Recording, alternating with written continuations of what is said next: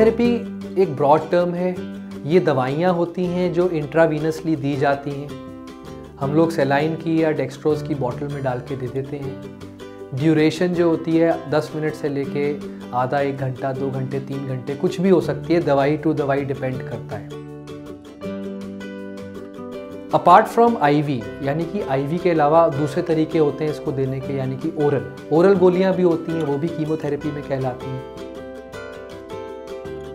Doses जो होती हैं ये बड़ी हाइट और वेट के हिसाब से नाप के दी जाती हैं और इस तरीके से दिया जाता है कि मरीज आराम से इनको टॉलरेट कर ले। यूजुअली सिम्टम्स और साइड इफ़ेक्ट्स 2 प्रकार के होते हैं। कुछ तो दवाई के स्पेसिफिक होते हैं, कुछ नॉन स्पेसिफिक होते हैं, जनरल। तो मैं नॉन स्पेसिफिक साइड इफ़ेक्ट्स की बात करता हूँ आपसे। सो जब भी हम कीमोथेरेपी करा रहे होते हैं तो the kind of side effects which we face, जो हमारे को साइड इफ़ेक्ट्स आते हैं वो हैं लूज मोशन या डायरिया या कॉन्स्टिपेशन, खाने का मन ना करना, भूख मर जाना, लॉस ऑफ टेस्ट, कई बार बाल झड़ जाते हैं और कई बार स्किन थोड़ी सी डार्क हो जाती है। सो ये सारे साइड इफ़ेक्ट्स जो हैं ये नॉन स्पेसिफिक हैं। एक और बड़ा पिक्यूलियर साइड इफ़ेक्ट होता है, आपको लेथार्जी हो जाती है बिकॉज आपकी बॉडी की थोड़ी सी इम्यूनिटी सप्रेस हो जाती है। क्यों? क्योंकि कीमोथेरेपी जैसा मैंने बताया गंदे सेल्स को भी मारती है और अच्छे सेल्स को भी मारती है, तो हम लोग थोड़े से इम्यूनो कॉम्प्रोमाइज्ड हो जाते हैं। इम्यूनो कॉम्प्रोमाइज़ होने का क्या मतलब है कि हमारे शरीर में लड़ने की शक्ति थोड़ी सी कम हो जाती है, तो हमारे को इन्फेक्शन होने का चांसेस ज़्यादा रहते हैं। हम लोग अगर किसी कमरे में किसी ने छींक दिया तो और किसी को ज़ुकाम हो ना हो, किसी को कीमोथेरेपी चल रही है तो शायद उसको ज़ुकाम हो जाए और इन्फेक्शन हो जाए।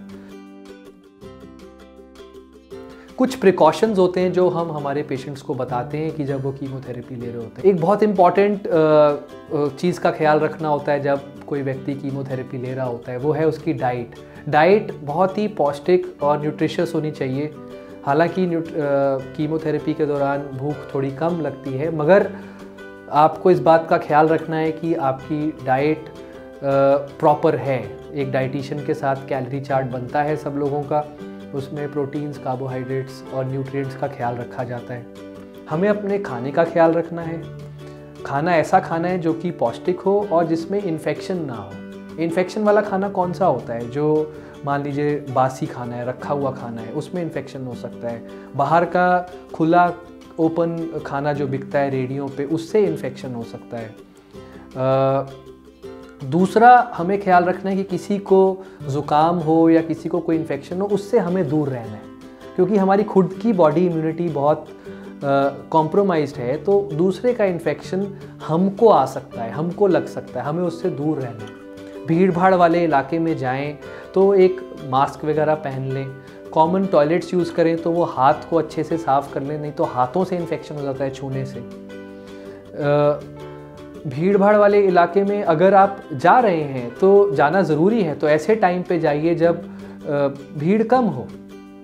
ट्रैवल कर रहे हैं एरोप्लेन्स में, क्लोज्ड एनवायरनमेंट में इन्फेक्शन होने का चांसेस ज़्यादा रहते हैं। अक्सर कई लोग क्वेश्चन पूछते हैं कि क्या जो लोग कीमोथेरेपी ले रहे हैं वो बाकी लोगों के साथ बैठ सकते हैं, उन छोटे बच्चों को गोदी उठा सकते हैं? तो बिल्कुल बैठ सकते हैं, बिल्कुल गोदी उठा सकते हैं। अगर किसी को खतरा है तो उस व्यक्ति को है जो कीमोथेरेपी ले रहा है, उससे किसी को कोई नुकसान नहीं है। तो a person is as normal as anybody else. Chemotherapy वो दवाइयाँ हैं जो कैंसर को कम करने में काफ़ी हद तक मददगार हैं, काफ़ी मेन आर्मामेंटेरियम है, वेपन है इस बीमारी से लड़ने के लिए। तो जब भी आप या आपका कोई निकटी संबंधी कीमोथेरेपी ले रहा हो तो अपने डॉक्टर से ज़रूर पूछें कि क्या साइड इफ़ेक्ट्स हैं, क्या फ्रीक्वेंसी है, क्या डोजेज़ हैं और क्या प्रिकॉशंस लेने हैं।